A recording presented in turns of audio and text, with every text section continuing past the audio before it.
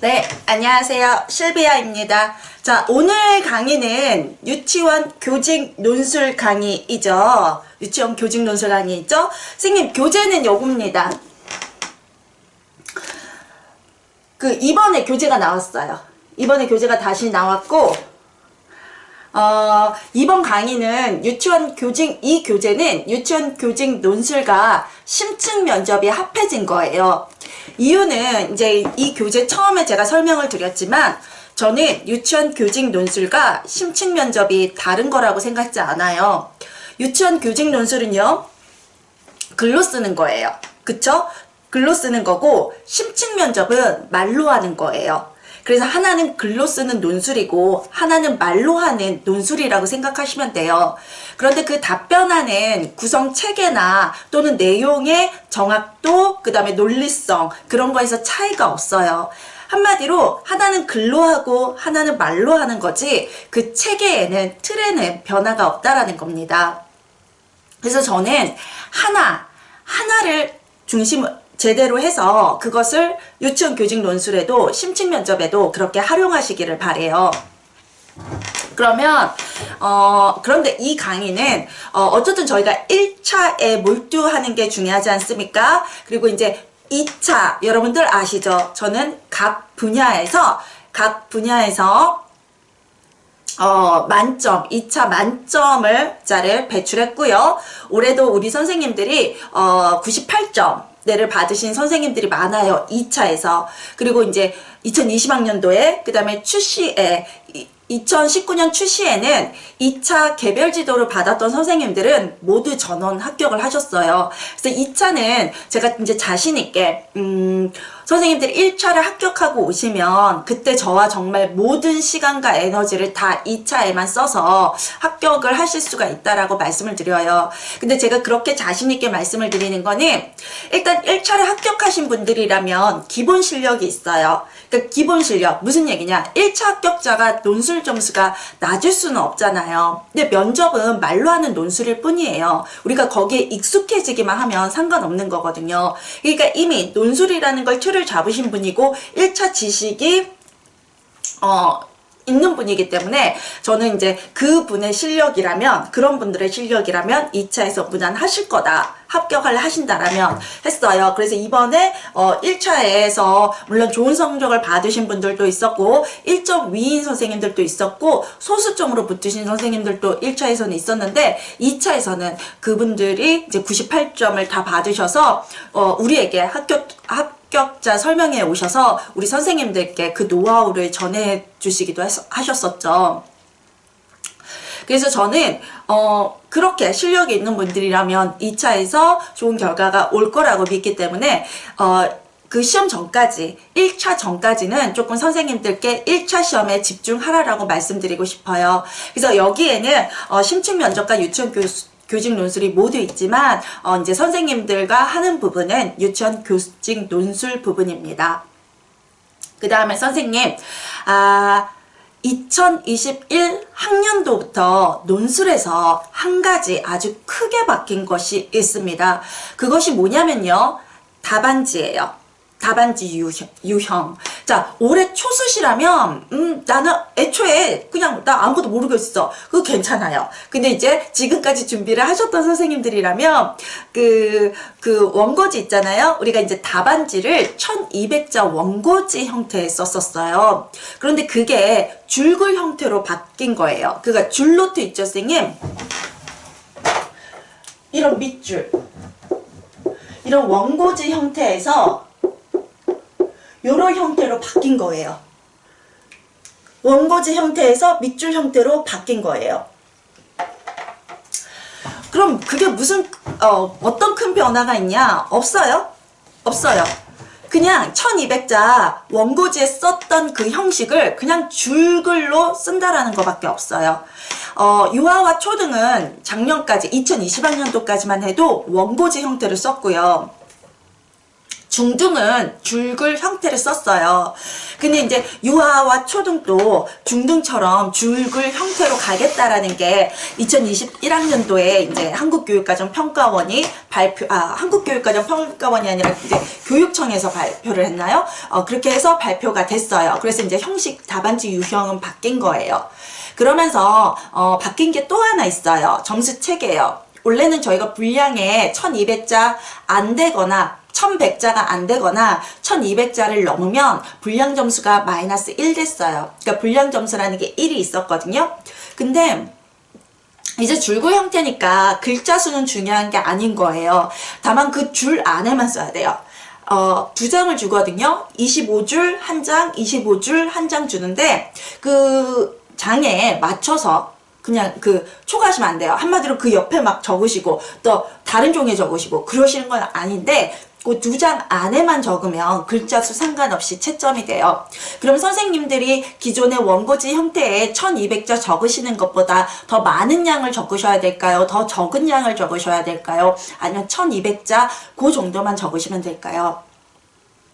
제가 권해드리고 싶은 건 1200자 정도의 분량과 그 형식을 그냥 유지하고 그걸 그냥 줄글에 적는다라고 생각하시기를 바랍니다. 이유를 말씀드릴게요. 우리 선생님들 논술 시험은요, 1차 시험일날 1교시예요. 그리고 총 60분을 줘요. 그 60분 중에 문제를 읽으셔야 되고요. 분석하셔야 되고, 답에 대한 구조도, 물론 저는 이거 구조도 잘, 이제 바로 그냥 지문에 표시하라라고 하지만, 구조도를 잡으셔야 되고, 그리고 이제 답안 작성을 하셔야 돼요. 60분 안에 다 하실 수 있으세요. 그런데 그 시간이 그렇게 남지는 않아요. 저희가 이제 연습할 때는 편안한 분위기에서 하기 때문에 60분이 남는다고 하시는 선생님들이 있어요. 제가 모의고사 하면 모의고사 때 되면 우리 선생님들이 한 40분? 50분? 이렇게 하고 끝나고 이제 주무시거나 그래요. 근데 실제 시험장에 가서는 시간이 딱 맞았어요 라는 반응이 많거나 답을 시험지에 썼다가 답안지 옮겨 적었는데 시험지에는 다 답이 있었는데 답안지에 다 적지 못해서 좀 다 못 쓰고 나왔어요. 이렇게 하시는 분들도 있어요. 그래서 시험장에서 시험을 봤는데 실제 시간이 남았다고 하시는 분이 없어요. 1200자를 했을 때. 그래서 줄글 형식으로 바뀌고 시간이 바뀐 건 아니거든요. 시험 시간은 똑같이 60분이에요. 그래서 저는 60분 안에 딱 여러분이 맞춰서 적을 수 있었던 1200자를 그 정도 분량을 혹은 그 정도의 논리성과 구체성을 유지하시기를 권해드려요. 그리고 이제 시간이 모자랐다 그러는 건 이제 긴장을 너무 많이 하셨을 때나 문제가에서 허둥지둥 하셨을 때예요. 그래서 1교시이기 때문에 아직 긴장이 안 풀려서 평소 실력이 안 나오시는 거거든요. 그거는 직강에서 현장에서 많은 연습을 하시는 게 좋아요. 또는 이제 댁에서 하실 때라도요. 시험 상황이라고 생각하시고 딱 60분만 주고 시험을 이제 준비하시는 게 좋아요. 그런 것들을 지키신다면 시험 상황에서도 괜찮으실 거예요. 물론 당일날 긴장은 굉장히 많이 하세요. 우리 선생님들이 되게 이제 아닐 것 같았는데 긴장이 됐다 그런 말씀을 하시거든요. 그렇지만 이제 그런 것들을 이제 그런 어떤 심리적인 것을 여러분들이 컨트롤할 수 있다라면 딱 1200자가 분량이 맞다라고 생각을 합니다. 그래서 욕심내느라 답안 작성을 불완전하게 하시는 것보다 실수를 하시는 것보단 딱 정해진 원래 그 틀에 하시는 게 그리고 모험보다는 안정성 있게 최고의 답안을 쓰시는 것을 권해드립니다. 자, 그러면 교재로 보시겠습니다. 우리 선생님들 교재가 자 어디 있냐면요. 17페이지에 있어요. 17페이지에 차례가 있어요. 제가 이제 유치원 교직 논술이 뭐예요? 라고 설명을 드렸고요. 거기에는 답안지 양식과 응시자 유의사항을 말씀드렸어요. 그 다음에 유치원 교직 논술 기출 문제가 있고요. 그 다음에 소개했고요. 또 2장에서는 논술의 체계와 작성법이 뭔지, 틀이라는 게 뭔지 설명을 드렸어요. 3장은 이 전체적인 이 책에 담긴 이론들에 대해서 구조도를 제가 했고요. 그 다음에 4장부터는 각각의 그 구조도에 있는 각각의 이론들이 나와요. 자, 선생님, 우리 논술을 위해서는 어떤 이론들을 공부해야 될까요? 중등은 그리고 초등은 교육학을 공부해요. 우리도 저 때만 해도 제가 시험 볼 때만 해도 유치원 임용고시에서도 교육학 시험이 있었어요. 저 때는 객관식이었거든요. 근데 그게 논술형으로 한 문제를 이제 그 논술형으로 적는 그런 문제로 바뀐 거예요. 그리고 초등과 중등은 아직까지 교육학을 두 권, 책 한 권이나 두 권에 이렇게 공부를 해요. 그래서 우리 선생님들이 그거를 이제 초등이나 중등 선생님들은 그 논술의 교육학에 근거해서 답을 하시거든요. 근데 유치원 교직 논술만 교육학에 빠졌어요. 교육학이 빠졌다기보다는 유아교육이 교육학을 안게 되면서 우리한테 우리 유아교육에 필요한 교육학 지식이 유아교육화가 됐고 교육화가 됐고 또한 이제 교직 논술이란 단독 과목으로 시험에 남아있진 않아요. 그럼 우리 교직 논술은 뭐냐? 그냥 한마디로 유아교육학이에요. 그럼 유치원 교육과정과 시험 범위가 같아요? 같기도 하고 다르기도 해요. 같다라는 건 전 범위에서 시험 문제가 출제될 수 있어요. 그런데 우리 교직 논술은요. 유아교사로서의 태도, 가치, 지식, 기능을 좀 더 묻고 있어요. 그것을 한마디로 얘기하면 유아교사론이고요. 유아교사로서의 교양이에요. 이 책은 유아교사로서의 교양과 교직 그리고 유아교사론에 대해서 정리한 책입니다. 일단 여기 이 이론들을 하나하나 다루면서 기출문제도 살펴볼 거고요. 그리고 여기 실전 문제도 있는데 실전 문제에 대해서도 이렇게 토론해보는 시간을 가지겠습니다. 제 생각을 말씀드리는 시간을 가지겠습니다. 자, 선생님, 교재 25페이지를 조금 피시겠어요? 교재 25페이지를 보시면요. 2020학년도 변경사항이 있어요. 2020학년도 변경사항이 논술의 내용이 총 15점이고 논술의 체계가 총 5점이라는 거예요. 그 다음에 논술의 체계 총 5점에서 글의 논리적 체계성은 3점이었어요. 3점이에요. 그 다음에 그때까지 2020학년도까지도 3점이었고요.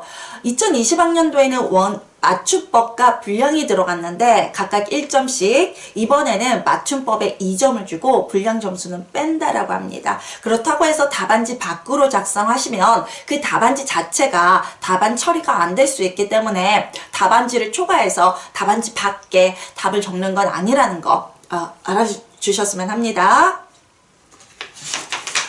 자, 그 다음에 26페이지에 보시면 중등교직 논술 2020학년도 중등교직 논술 답안지 양식이 있고요. 2020학년도 유치원 교직 논술 답안지 양식이 있어요. 그러니까 그 원고지 형식에서 이렇게 줄글로 바뀌었다라는 거 보십시오.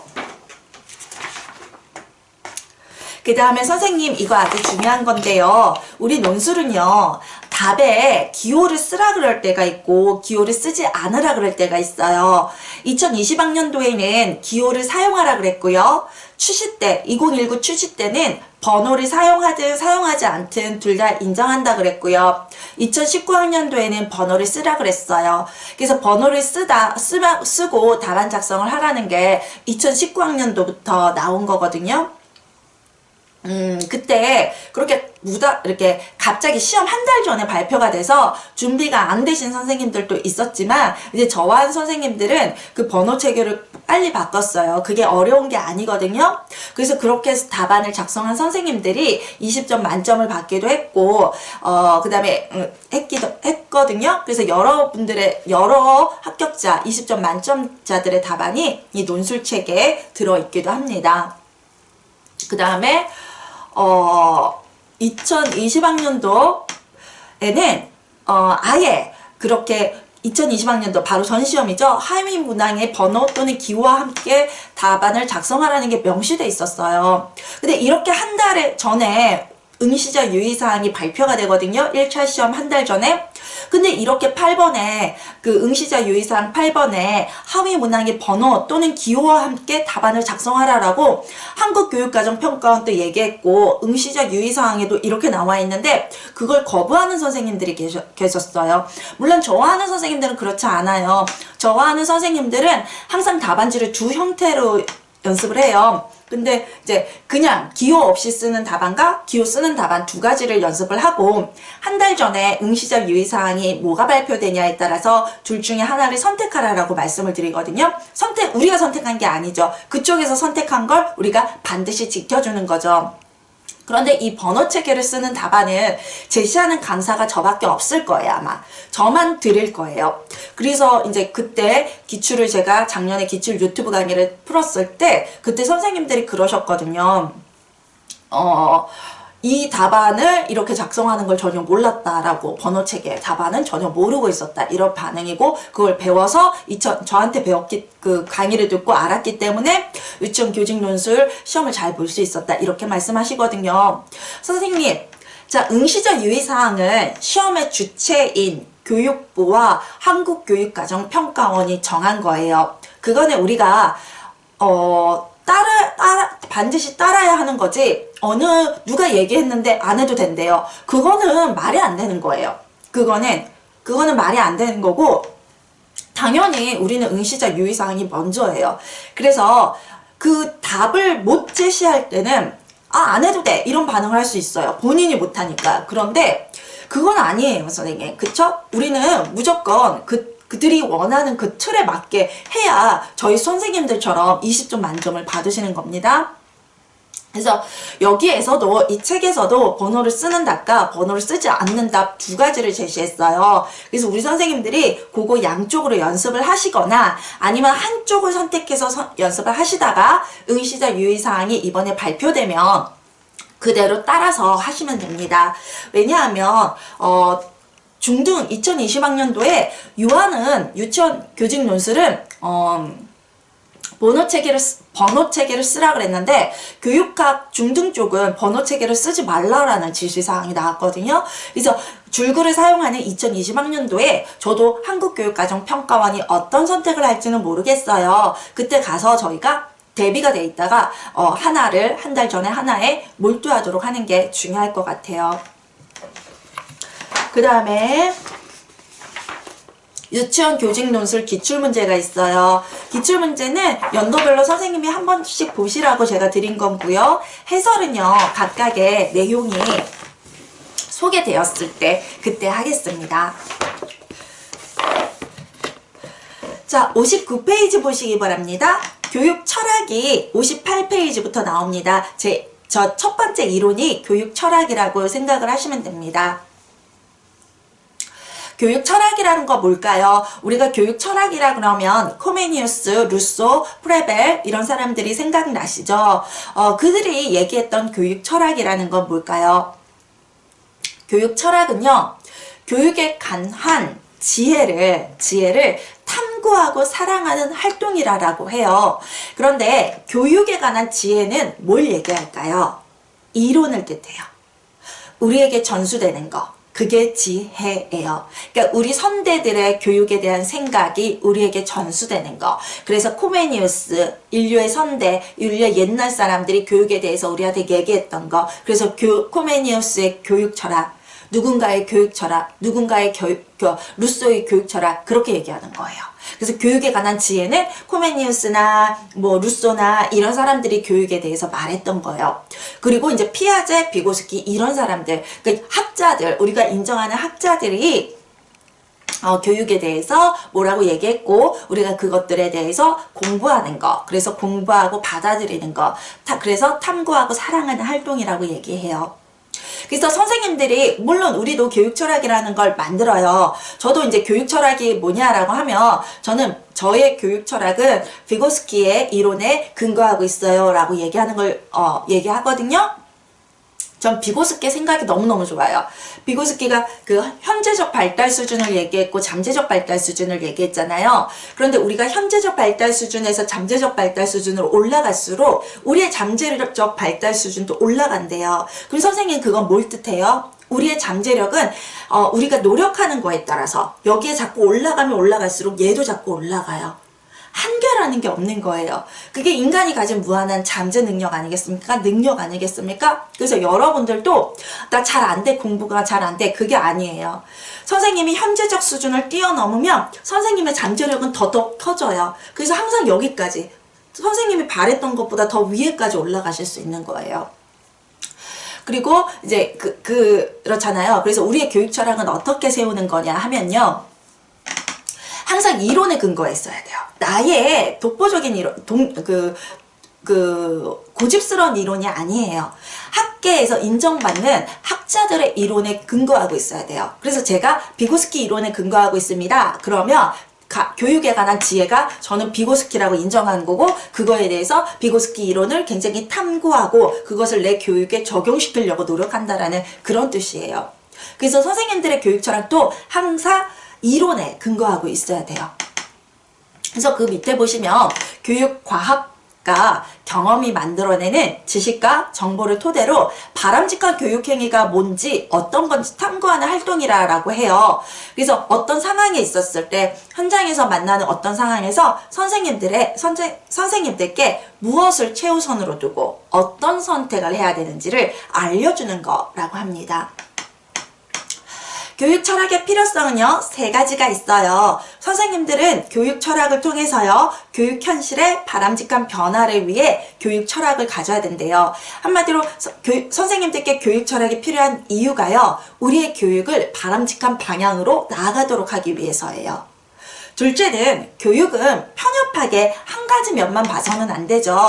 여러 면을 봐야 되잖아요. 여러 면을 통합적으로 볼 수 있는 그 시각을 준대요. 그래서 교육에 있어 전체적인 시각의 회복과 실천을 위하여 교사의 철학이 필요하다라고 합니다. 3번째, 교육 철학은 교육 현장에서 일어나는 다양한 현실 문제에 대해서 일관성 있는 태도로 대처할 수 있게 해준대요.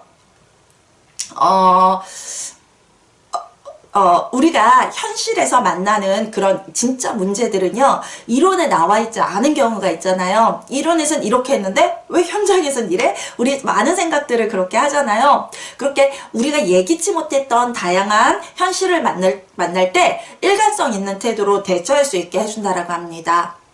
그럼 우리 교사들은 교육 철학을 정립하기 위해 어떻게 하는 것이 좋을까요?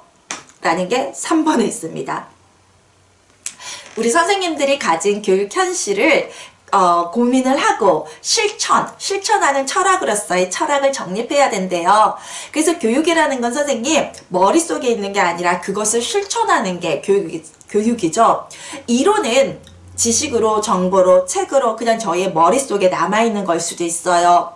그런데 교육은 그 이론을 실천해서 아이들을 정말 바람직한 방향으로 성장할 수 있도록 지원하는 거잖아요. 그래서 코메니우스의 범지학이 이론이고 그 이론을 실천한 게 범교육이 되는 거 아니겠습니까? 그래서 교육 철학은 이론으로 남아있는 게 아니에요. 그것을 실천하는 거예요. 그래서 실천으로서의 철학을 정립하세요 라고 하고 있어요. 실천으로서의 철학, 그게 뭘까요? 여러분 실천적 지식이라고 들어보셨습니까? 이 장에 지식편에 가면 실천적 지식이 무엇인지 나와요.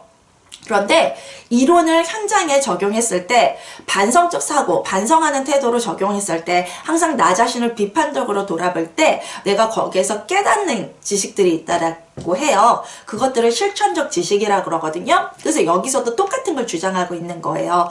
그렇게 현실에 대해서 문제의식을 가지고 항상 생각하면서 교육 철학을 정립할 수 있도록 노력하라고 해요. 실천 철학과 유아교사 한번 보시겠어요?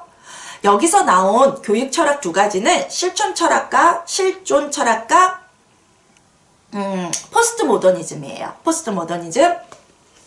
실존 철학은 실제로 존재하는 개개인의 특성을 파악하고 그것에 대해서 인정한다라는 뜻을 가지고 있어요. 예를 들어서 우리가 지금 2019 개정 누리과정에서요. 연령별 세부 내용을 삭제하고 개개 아이들의 흥미와 내가 데리고 있는 내가 맡은 반 우리 반 아이들의 특성을 고려해서 그들이 원하는 그들과 함께 교사와 유아가 함께 만들어가는 교육과정을 만들어 가라라고 하는 거잖아요. 그런 것처럼 우리는 개개 유아의 특성이나 발달 수준이 같은 연령이라도 많이 다를 수가 있기 때문에 개개인에 대해서 생각을 하고 그거에 맞는 교육을 해야 돼요. 그럼 개개 유아의 특성을 인정하라고 주장한 철학이 실존 철학이에요. 실제로 존재하는 개개인을 분석하고 인정하라. 그리고 대표학자는 마르틴 부버예요. 그리고 마르틴 부버가 교사와 유아와의 관계 8가지를 소개했어요. 첫 번째는 상호인격적 친교의 관계라고 61페이지에 나오고 있죠. 61페이지 상호인격적 친교의 관계. 자, 인격이에요. 근데 인격이 상호예요. 그러면 뭐예요? 교사도 인격체예요. 유아도 인격체예요. 인격과 인격의 만남이에요. 라고 해요. 구도적 동반자래요. 구도적으로 같은 위치에 있대요. 우리 아이들이 우리 밑에 있지 않고 위에 있지도 않고 나와 나란히 수평, 평등한 존재라고 얘기하고 있어요. 상호 포용적 관계는요. 내가 유아를 안아주듯이 유아도 나를 안아주라라고 해요. 그런데 교육은 우리가 이렇게 생각하거든요. 내가 교사고 너는 유아고 학습자고 내가 무언가를 너에게 지원해주고 지지해주고 그 다음에 내가 너를 가르치고 이런 의미를 가지고 있는 게 어떻게 보면 가르치다라는 의미를 가지고 있으니까 교육이 그렇잖아요. 근데 마르틴 부버는 교육은 그렇기 때문에 서로 포용하는 관계가 아니라 교사가 유아를 일방적으로 포용하는 관계래요. 그래서 교사가 유아를 일방적으로 포용하는 것뿐만 아니라 유아가 교사를 또 안아주기도 해야 된다는 거예요. 그런데 내가 안아줬을 때는 교육인데 나만 안아줬을 때는 유아가 나를 안아줬을 때는 그건 교육이 아니라 우정이래요. 그래서 그 우정이 교육보다 더 높은 단계라고 얘기하고 있어요. 그 다음에 상호 개방적 신뢰의 관계요. 상호 개방적 신뢰의 관계. 자, 상호 개방적 신뢰의 관계요. 그 다음에 상호 개방이라는 거 뭐예요? 그리고 신뢰라는 거 상대방을 믿는다라는 거죠. 그쵸? 신뢰라는 건 상대방을 믿는다라는 거예요. 그런데 개방이래요. 열린 마음으로 상대방을 믿는다라는 거예요. 그런데 상호예요. 나도 열린 마음으로 유아를 믿고 유아도 열린 마음으로 나를 믿어요. 상호 개성의 존재 조화적 관계는 각각 개성을 가지고 있다라는 거예요. 나도 개성을 가지고 있고 유아도 개성을 가지고 있기 때문에 서로 그 개성들이 조화를 이룰 수 있는 관계가 돼야 된대요. 상호 개성이 조화를 이룰 수 있는 관계는요. 색깔들이 만나서 섞여서 검은색을 만드는 게 아니라 각각의 색을 유지하면서도 아름다운 빛깔을 내는 무지개와 같은 관계가 되자라는 거예요. 그 다음에 대화적 관계는요. 3가지로 소개하고 있어요. 마지막 6가지가 대화적 관계인데 마르틴 부버는 이 대화적 관계를 3가지로 얘기하고 있어요. 첫 번째가 대화로서 위장된 독백이라고 해요. 상대가 나한테 듣든 안 듣든 혹은 상대에게 겉마음을 속이고 거짓되게 일방적으로 얘기하고 있다라는 거예요. 그건 참 대화가 아니고 대화도 아니고 독백이래요. 대화로서 위장된 독백이라고 해요. 두 번째는 실무적 대화예요. 실무적 대화는 여러분들이 공항에 갔을 때 비행기표를 사기 위해서 데스크에 있는 분들과 대화를 나누죠. 그런 것들을 실무적인 대화, 일과 관련된 대화 이렇게 얘기를 해요. 진정한 대화는요. 서로 열린 마음을 가지고 상대의 마음을 알아채고 공감하고 상대의 반응을 상대를 배려하면서 서로 마음을 주고받고 대화하는 걸 진정한 대화라고 해요. 그렇다고 해서 상대에게 항상 너가 옳아, 내가 잘못됐어 그렇게 하는 건 아니고요. 나와 다른 의견이라도 너는 그런 의견을 가질 수 있구나. 근데 나는 이 의견을 가지고 있어. 내 의견도 소중하고 너 의견도 소중해 라고 하는 태도라고 보면 돼요. 포스트 모더니즘은 2차 세계대전이 끝난 걸 말해요. 끝난 이후의 삶이요. 2차 세계대전에서 전쟁이 있었잖아요. 근데 그 전쟁의 과정에서 인간들이 소외됐고 또 인종차별이 있었고 성차별은 너무 심각했고 이런 것들이 있었던 거예요. 그래서 그런 것들을 거부해요. 거부하고 만인이 평등해. 우리 성차별 하지마. 인종차별 하지마. 문화차별 하지마. 그럼 뭐일까요? 다문화를 인정하기 시작했다는 거예요. 어떤 문화가 다른 문화보다 더 좋다라는 거대 담론, 한마디로 한 가지가 큰 물줄기고 나머지 잔뿌리는 거부한다. 이런 게 아니라 물줄기들은 다 나름의 의미가 있다. 다양하다. 다원적이다. 다문화적이다. 이걸 인정하는 거예요. 그래서 포스트 모더니즘은 저희가 탈중심학, 중심이 없다. 그걸 벗어난다. 그 다음에 다양성, 다원성, 불확실성, 불확정성 5가지로 얘기하고 있어요. 포스트 모더니즘이 유아교육에 주는 시사점이 64페이지에 나와 있죠. 첫 번째가 거대 담론의 해체고요. 두 번째가 다원성과 다양성과 다원성의 수용이에요. 세 번째가 공존과 상호 연대고요. 거대 담론의 해체는요. 하나의 이론이 아니라 아까 말씀드린 것처럼 그걸 거부하고 하나의 진리가 있다? 그렇지 않고 여러 가지 각각의 이론들이나 각각의 신념이나 혹은 각각의 어떤 층들이 인류층들이 혹은 사회나 문화가 다 나름의 가치를 가지고 있다. 그래서 큰 물줄기를 거부한다. 거대 담론, 큰 물줄기 그런 것들을 거부한다 라는 뜻을 가지고 있어요. 다양성과 다원성을 수용했고요. 그래서 목적으로 하는 건 뭐였을까요? 우리의 다양한 인종 차별을 거부하고 다문화를 인정하고 남녀가 평등하다는 거, 양성이 평등하다는 걸 믿고 뭐 때문에 그랬을까요? 서로 같이 살기 위해서요. 그걸 공존이라고 하고 상호 연대라고 해요. 그래서 포스트 모더니즘이 유아교육에 주는 시사점은 공존과 상호 연대예요. 세 번째가. 그러면 우리는 교육 철학과 관련된 실전 문제를 한번 보겠어요. 66페이지에 문제가 있고요. 67페이지에 그 구조도가 있죠. 그 다음에 68, 69는 선생님들이 답안을 작성할 수 있는 답안지 양식이 있어요. 그런데 원고지가 있었을 때는 우리가 틀을 잡기가 조금 그래도 괜찮았어요. 그런데 줄글이 되면서 여전히 뭐 그닥 불편한 건 없습니다만 선생님들이 이제 처음 교직 논술을 공부하시고 또 제 스타일은 그렇다고 해서 200자, 400자, 600자 이걸 하는 분은 이렇게 그 강의를 하는 사람은 아니에요. 초수든 N수든 저는 1200자를 바로 쓰라 그래요. 다만 그 1200자의 틀을 1200자 정도로 제가 줄글로 바뀌어도 맞춰달라고 말씀을 드렸죠. 그 정도의 분량을 배분해서 쓰는 방법을 알려드리고 너무 어려우면 각각의 단락 하나씩을 쓰는 걸 연습하라고 말씀을 드리거든요. 자, 67페이지 보세요. 거기에 보면 제가 구조도 틀을 이미 만들어 놨어요. 자, 우리 논술은요. 일단 기본 구조도는 이거예요.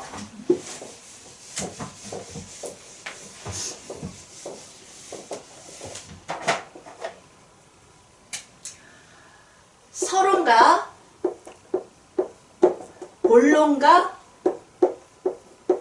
결론을 쓰는 거예요. 그쵸? 우리가 논술 쓸 때 서론, 본론, 결론 쓰잖아요. 그래서 서론에서 그 전체 주제를 소개하는 거죠. 여기 문제는 분석해 봐야겠습니다만 제가 교육 철학 이론의 실전 문제로 넣었으니까 아마 서론의 가장 큰 틀이 교육 철학일 것 같아요. 한 단어로 얘기한다면.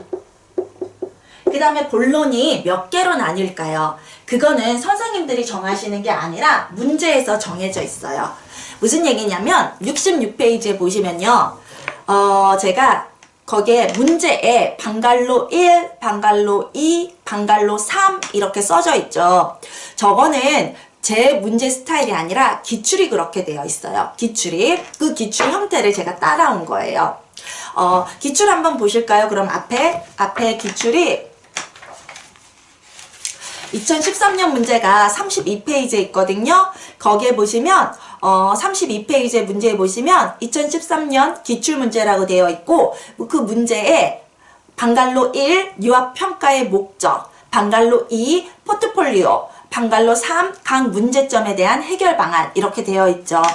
그 다음에 34페이지를 보셔도 방갈로 1, 방갈로 2, 방갈로 3 이렇게 문제가 나와 있죠. 모든 문제가 그래요. 아까 번호 체계 사용할 때 있다라고 했잖아요. 번호 체계를 사용하라는 게 그거예요, 선생님. 문제에 본문이 몇 개인지는 문제에 정해져 있어요. 그럼 다시 66페이지로 돌아오셔서요. 66페이지의 문제는 가로가 몇 개 있나요? 방갈로 1, 방갈로 2, 방갈로 3이 있죠. 그럼 본론도 세 문단으로 있다라는 거예요. 세 문단으로. 세 개로 나뉘어지는 거예요. 그래서 방가로 1번의 답은 여기 적고 2번의 답은 여기 적고 3번의 답은 여기 적으셔야 할 때요. 가끔 선생님들 중에 이 순서를 바꾸시는 분이 있어요. 여기 3번, 여기 2번, 1번 또는 뭐 여기 1번, 3번, 2번 절대로 안 돼요. 절대로 안 돼요. 이 순서대로 답을 적으셔야 되는 거예요. 이게 논술의 틀이고 논술의 구조하고 명료하고 일관성이에요. 그러니까 이런 틀 자체를 선생님들이 정하시는 게 아니라 문제에서 정해진 그 틀을 그대로 따라가는 거예요. 결론은요. 요 내용들을 모두 아우를 수 있으면서 선생님들의 각오를 적어요. 교사는 어떻게 해야 한다. 교사는 뭐 어떻게 노력해야 된다. 또는 교육 철학은 이렇게 정립해야 된다. 그런 각오들을 적으시면 돼요.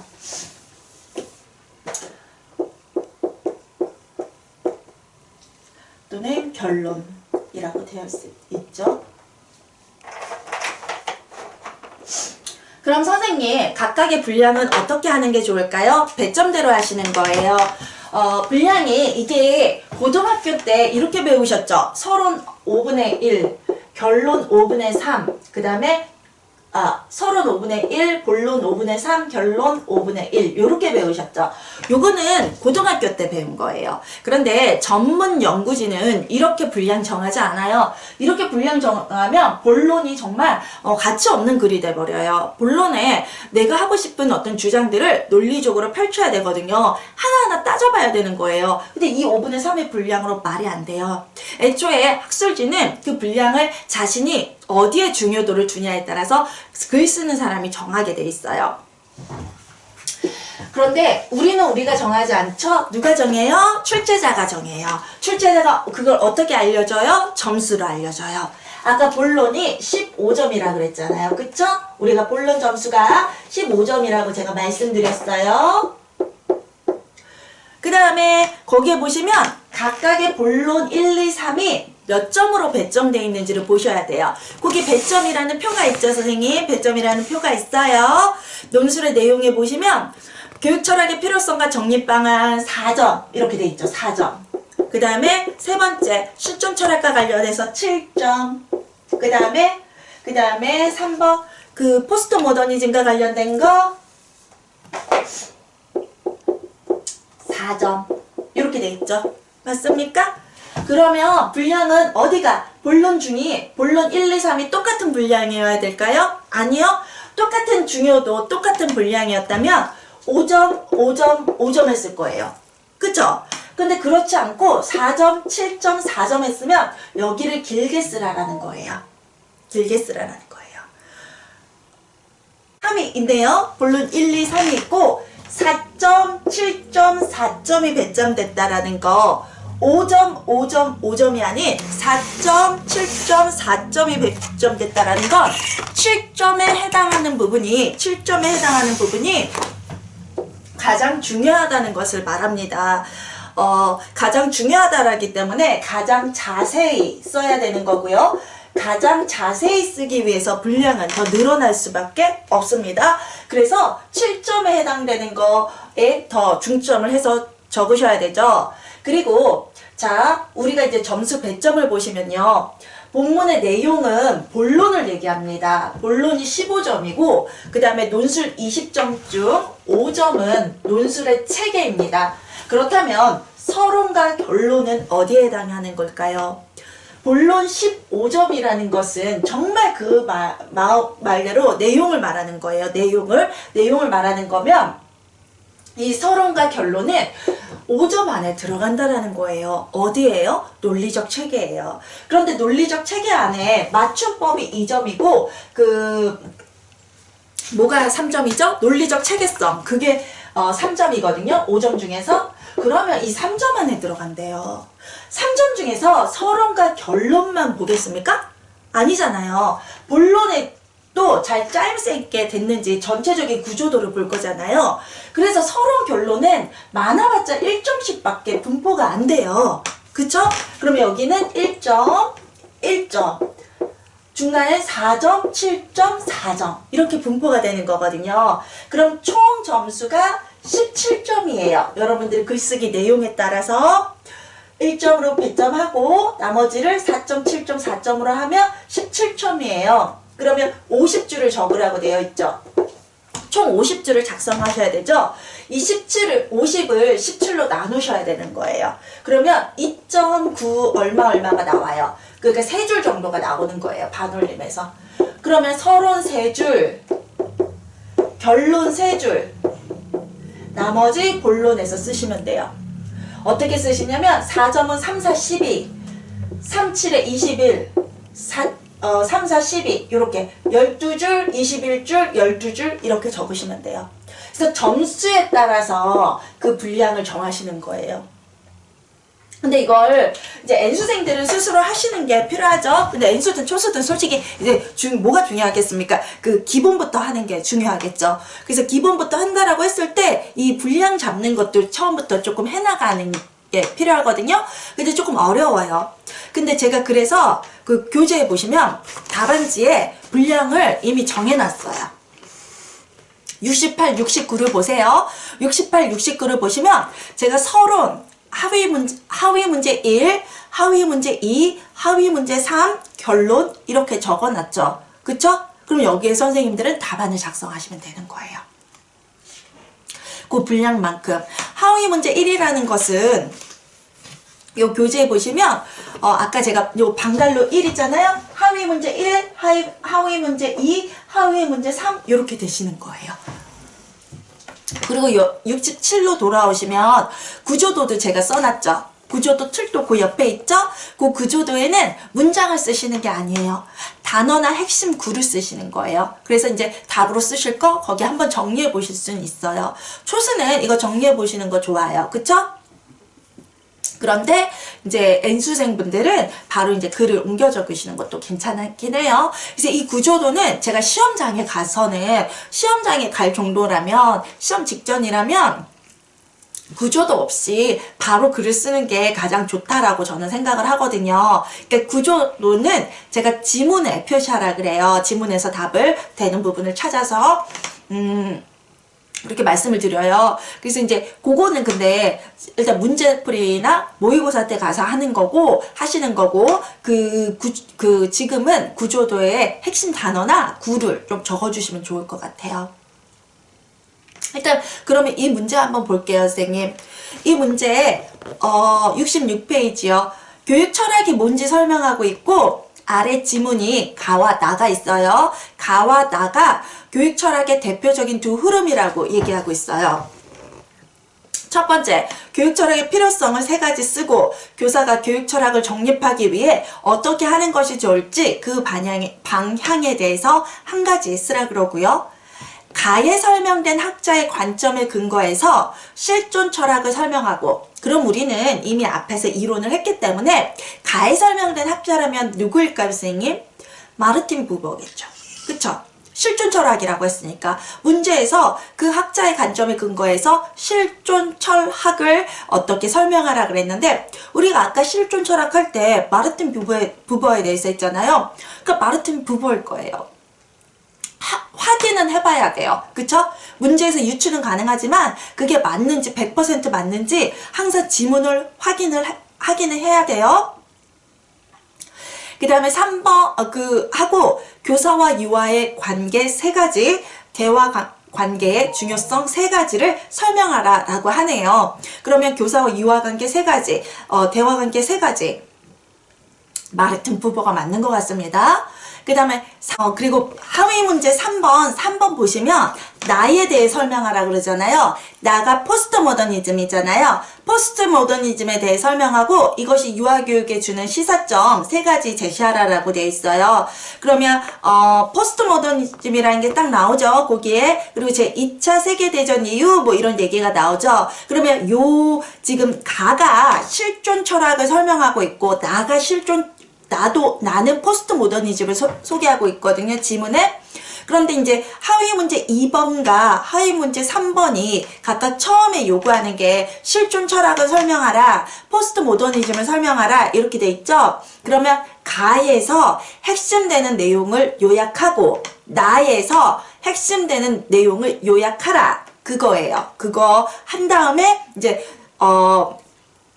나머지 뒤에 내용들은 이론에 근거해서 방금 전에 우리가 이론 얘기 나눈 거 거기에 근거해서 답을 적으시면 돼요. 자, 제가 거기에 오타 하나만 말씀드릴게요. 66페이지에 보시면 배점 있어요. 배점에 보시면 A에 대한 설명가 이렇게 돼 있는데요. 그 A가 아니라 나예요. 나에 대한 설명과 유아교육에 주는 시사점. 죄송합니다. 오타가 거기 있습니다. 66페이지에. 자, 그럼 답을 한번 생각해 볼까요? 자, 구조도를 보시고 제 강의를 들으시면서 구조도 거기 67페이지에 핵심 내용을 거기다 좀 적어주세요. 받아 적어주세요. 자, 서론에 서론에 얘기해야 되는 게 뭘까요? 하위 문제 1이 교육 철학이고 2가 실존 철학이고 3이 포스트 모더니즘이에요. 그쵸? 그러면 실존 철학과 포스트 모더니즘은 그 교육 철학의 두 흐름이잖아요. 그럼 전체 내용은 교육 철학이죠. 맞죠? 그러면 서론에서는 교육 철학을 설명하시면 돼요. 또는 교육 철학은 이런 거다 라고 설명을 하시고 이것에 대해 논하겠다 이렇게 하시면 돼요. 그러니까 교육 철학에 대해 논하겠다 또는 이제 논하고자 한다 뭐 이렇게 적으시면 되고요. 논의는 아니에요, 선생님. 의는요 2명 이상의 사람이 논리적으로 의논을 주고받는 건데 이 논술은 선생님 혼자 쓰는 거잖아요. 그래서 논의라고 하시면 안 되고 논하겠다, 논하고자 한다, 뭐 그렇게 설명을 쓰시면 돼요. 그래서 그리고 이제 서론에서는 하위 문제를 이제 요약하셔도 돼요. 뭐 교육 철학과 실존 철학, 포스트 모더니즘에 대해 논하고자 한다. 이렇게 적으셔도 돼요. 그래서 3줄 정도로 아주 간단하게 적으시면 돼요. 그 다음에 교육 철학의 필요성, 아까 이론에서 저희가 3가지 했잖아요. 바람직한 교육 방향을 잡는다. 교육을 전체적인 통합적인 시각으로 보게 한다. 그리고 다양한 현실에서 내가 이제 어떤 기준에서 어떤 바람직한 결정을 할 것인지 도와준다. 그 부분이 있었잖아요. 그거 3가지를 적으시면 돼요. 그 다음에 정립방안은 뭐였어요? 내가 배운 이론을 현장에 적용해 보면서 내가 그걸 반성적으로 사고하고 그에 대해 얻은 지식을 내가 또 지식을 통해서 이제 계속 그 교육에 대한 어떤 연구들을 하고 탐구하는 연구들을 한다. 그게 정립 방향이죠. 그 다음에 하위 문제 2로 가시겠어요? 실존 철학을 아까 제가 설명하는 게 하위 문제에서 얘기하고 있고 교사와 유아의 관계, 대화 관계의 중요 형태 이렇게 돼 있잖아요. 실존 철학을 아까 제가 가의 지문이 실존 철학에 대한 거라고 말씀을 드렸죠. 그래서 가의 실존 철학을 요약하시면 되는데, 실존철학, 가해 실존철학에서 하고 있는 얘기는 뭐예요? 개개인의 인간의 존재를 인정하라, 파악하라, 분석하라, 하나의 전체로 보지 마라, 인간 그룹이라는 하나의 전체, 사회 문화적으로 보지 마라, 한 개인의 특성을 개성 존중하고 한 존재가 모두 인격적으로 중요하다고 생각해라. 그거죠? 네, 그걸 쓰시면 되는 거예요. 그 다음에 교사와 유아의 관계는 아까 우리 이론에서 6가지 보셨잖아요. 그 중에 3가지를 선생님들이 선택해서 보시면 되는 거예요. 그런데 3가지 중에서 첫 번째, 두 번째는 선생님께서 자유롭게 선택하시면 돼요. 그런데 3번째는 어떻게 해야 돼요? 반드시 대화적 관계가 나와야 돼요. 왜냐하면 교사와 유아의 관계 3가지 쓰라 그런 다음에 그 뒤따라오는 내용이 대화 관계의 주요 형태잖아요. 대화적 관계가 나오지 않으면 대화 관계의 주요 형태를 우리가 논할 수가 없잖아요. 그래서 3번째는 대화적 관계에 대해서 일반적인 설명을 하고요. 그 다음에 대화 관계의 중요 형태, 대화로서 위장된 독백, 실무적 대화, 진정한 대화, 그 3가지를 쓰시면 되는 거예요. 그 다음에 그 구조도에도 A라고 되어 있는데 나로 바꿔주시고요. 나에 대한 설명, 포스트 모더니즘의 설명 뭐였죠? 탈중심화, 다원화, 다문화, 불확정성, 불확실성. 그래서 뭐가 하나, 이게 맞아, 이게 틀려. 그게 아니라 상황에 따라서 맞고 다른 게 맞고 그른 게 다르니까 거기에 대해서 얘기를 하는 맞고 그런 게 뭔지 그렇게 거기에 대해서 설명을 하시면 돼요. 그래서 핵심어는 그거예요. 탈중심화, 다양화, 그 다음에 다원화, 그 다음에 불확정성, 불확실성 등등 이런 것들을 대표하는 거다. 그래서 어떤 인간의 어떤 다양성을 인정하고 인정하는 거다. 그렇게 설명을 하시면 되고, 유아교육에 주는 시사점 3가지 있었죠. 첫 번째, 거대 담론의 해체, 두 번째, 다원성과 다양성의 강조, 3번째, 공존과 상호연대. 이 3가지 있었죠? 그거를 적으시면 돼요. 그럼 결론에는 뭐겠어요? 아까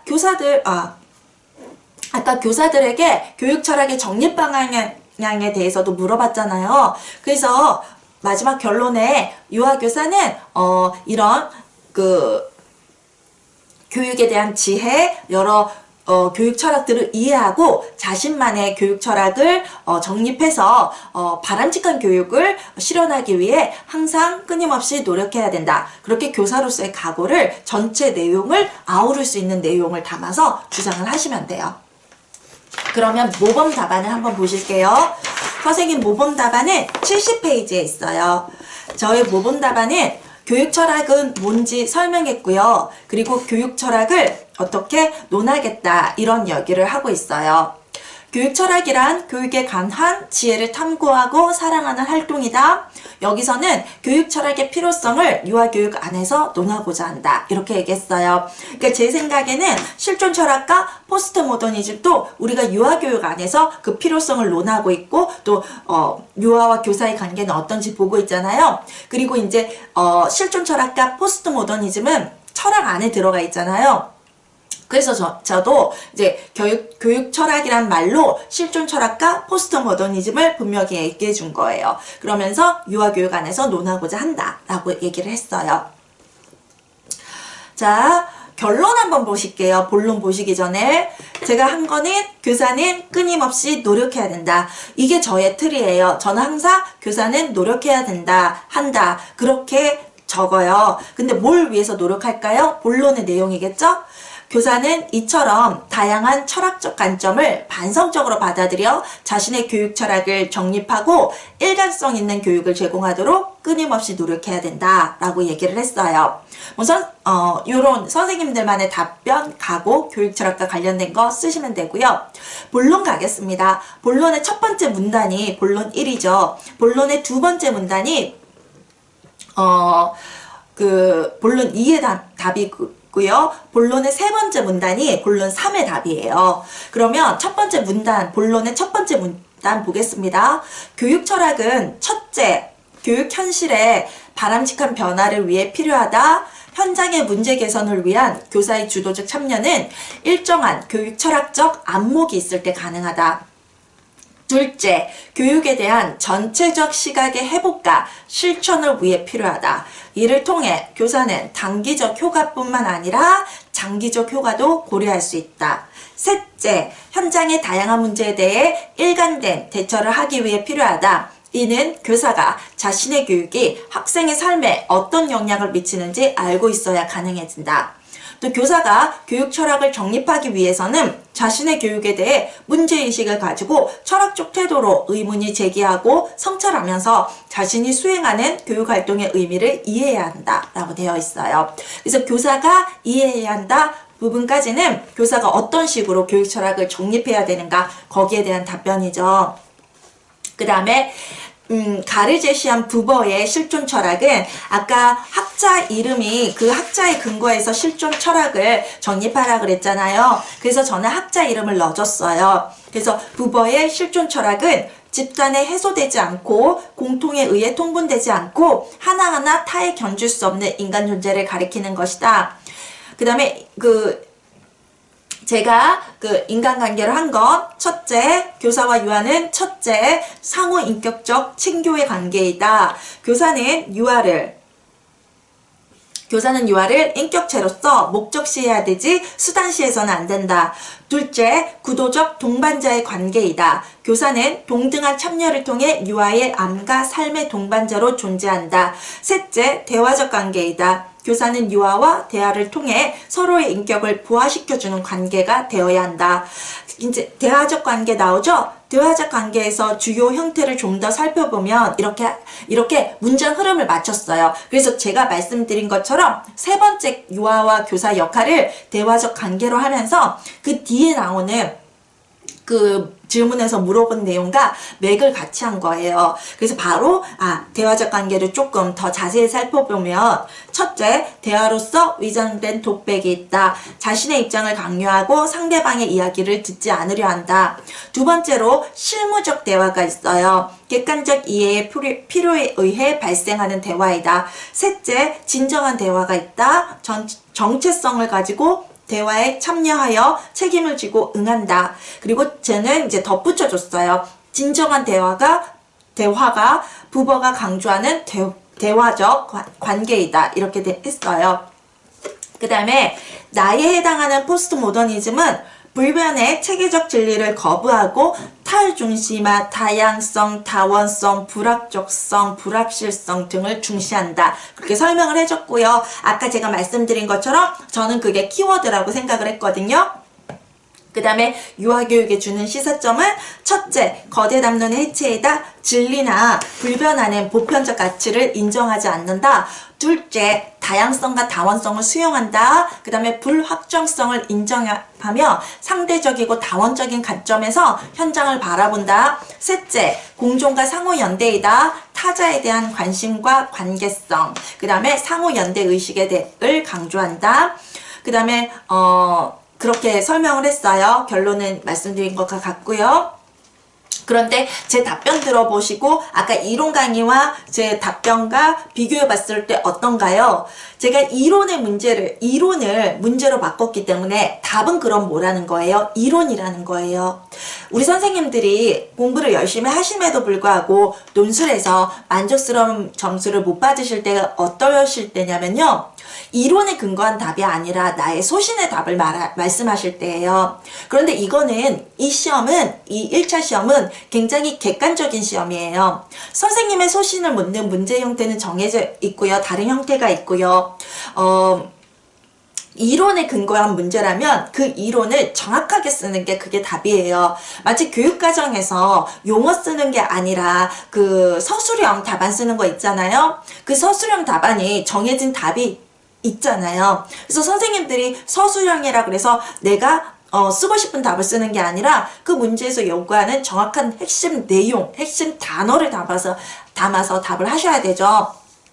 그렇기 때문에 선생님 그것과 마찬가지로 논술에서도 이론의 내용을 정확하게 핵심 단어와 그런 내용들을 써서 하셔야 돼요. 그래서 이론과 선생님들의 답안이 일치할수록 선생님들 점수는 높아지는 거예요.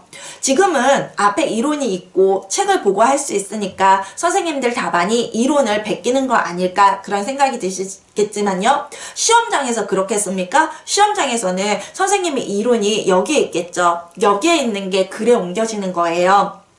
그러면 정확한 이론을 근거해서 쓰시는 게 거기에 이제 초점을 맞추셔야 되거든요. 그렇다면 지금은 뺏긴 것 같지만 그때에서 선생님이 이론의 100%에 해당하는 답을 쓰신다면 그건 베끼신 게 아니라 정말 그것에 대한 답을 완벽한 답을 쓰신 거라고 생각하시면 돼요. 그래서 내가 이론을 베끼고 있지 않냐, 여기에 죄책감 가지시지 말고요. 그 답이 맞다는 거. 그리고 이제 거기에 업그레이드가 되고 싶으시다면 이론을 보고 책을 보고 쓰는 게 아니라 이론을 공부하고 소화하시고 암기하신 다음에 암기된 내용을 글로 적으시고 그 글이 이론과 얼마나 일치하는가 확인하시는 게 중요해요. 예시답안 보시겠어요? 번호책에 예시답안, 번호책의 예시답안 보실게요. 71페이지예요. 71페이지의 번호체계가 어떻게 되냐면요. 교육 철학은 필요성. 자, 제가 이제 하위 문제 그 71페이지 보세요. 하위 문제 방가루 1, 방가루 2, 방가루 3 이렇게 돼 있죠. 그 다음에 제가 교육 철학의 필요성과 교육과정을 정립하는 방법 이렇게 물어봤잖아요.